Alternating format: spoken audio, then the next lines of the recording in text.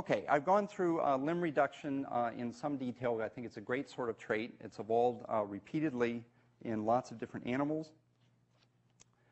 It's an example of a sort of macroevolutionary change that's seen in whales and manatees.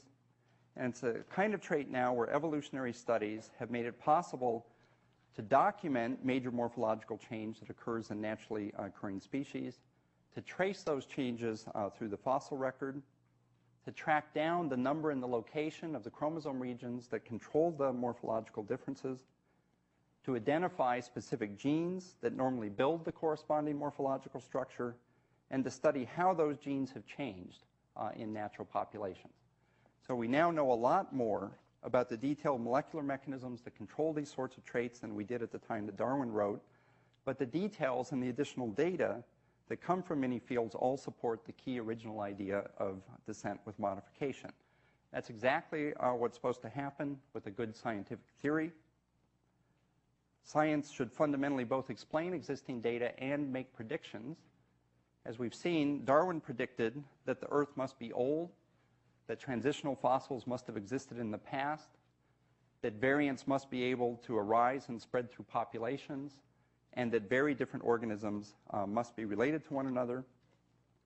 Every one of those predictions has been resoundingly confirmed by all kinds of independent data from physics, from geology, from paleontology, from genetics, from biochemistry, from molecular biology, and from embryology. That's why evolution is regarded as a well-established fact by scientists, and that's why we consider it a key organizing principle for understanding all of biology and the interrelationships between living forms. So I'll stop there, and I'd be happy to answer questions. Yeah? How do major changes in the gene structure, like the addition of new chromosomes or reduction of chromosomes that you can see in different animals that have different number of chromosomes, how do those take place? There's lots of different mechanisms that can alter DNA sequence. Sean mentioned single base pair changes that can occur by errors of replication during cell replication. That occurs randomly and will just alter individual base pairs. There's also transposable elements that will hop around. There's also gene duplication events that take place. In fact, we now have genome sequences of lots of different animals, and you can see how whole gene sections have been duplicated, creating new regions. We think that those kinds of mechanisms provide a flexible basis of generating the kinds of genetic variation that underlies the things that evolution can do to produce new alterations in morphology. Shouldn't just go to one side of the room. Yeah?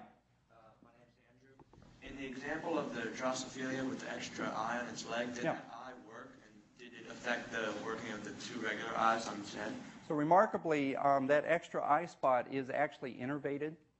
And if you shine light on the leg of the fly and record from the neurons that project to that ectopic eye patch, they respond to the light. So it's a remarkably semi-functional eye that not only has the right lens proteins and photoreceptors, but actually is innervated, will respond to light and stimulate electrical activity. Down to the last of the T-shirts here. Yeah. I want to go back to Darwin for a second. You said before that in the last paragraph of his book, Darwin mentioned a creator. And I was just wondering why so many religious figures and groups of people who are religious even today react so negatively to Darwin's theories, even though he clearly, or at least pretended to clearly, still believe in a creator. So we'll talk more about that this afternoon. The point I'd like to make is that, in fact, most major religious groups in the world don't see a conflict between evolution and religion, including the Pope himself, who looks at the same data that I summarized here and says this is independent data that overwhelmingly supports the theory of evolution. There's not a conflict between the idea that life has been modified, generated by a process of evolution and descent with modification. That's a separate issue from where the universe originally came from and what set everything off at the beginning. The Bible also doesn't say how God created things. It says it all came from dust. That's not so different than you know, an evolutionary model where from very simple beginnings, life forms are generated by descent with modification. Yeah. How with the fossil record earlier, you found earlier in the fossil record that you found the single-celled microorganisms. But how do you go around looking for single-celled microorganisms in fossils when there's so many rocks on Earth and they're so tiny? That's actually why that gap in the fossil record existed for a long time, because it wasn't clear how to recognize the early forms of life on Earth.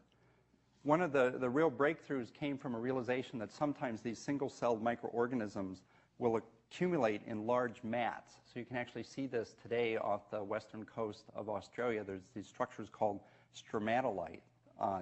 Stromatolite-like structures, which are these big mat-like forms of cyanobacteria that form, and they're big enough that they actually make a giant kind of mushroom that's just full of bacteria.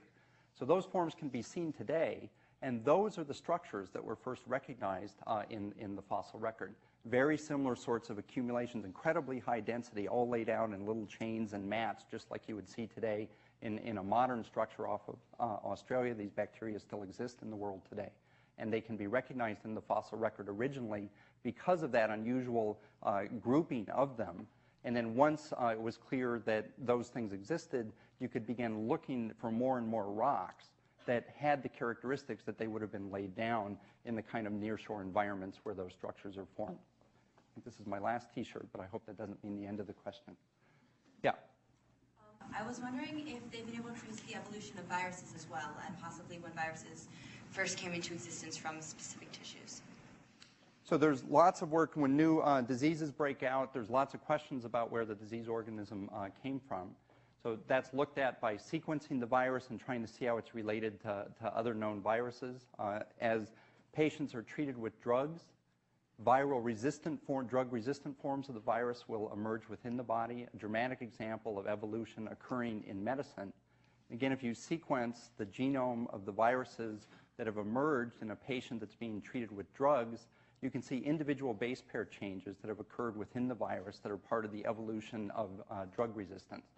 So in fact, the strategies that doctors use to try to suppress viral infections are heavily based on the idea of trying to minimize the chance that viral-resistant forms will pop out and spread. The best way to do that is to treat patients with multiple drugs simultaneously so that even if a single base pair change occurs, there's some other drug that is inhibiting multiple parts of the virus independently and keep the infection squashed down. Okay, thanks very much. Those were great questions, and I'll turn things back over to Tom.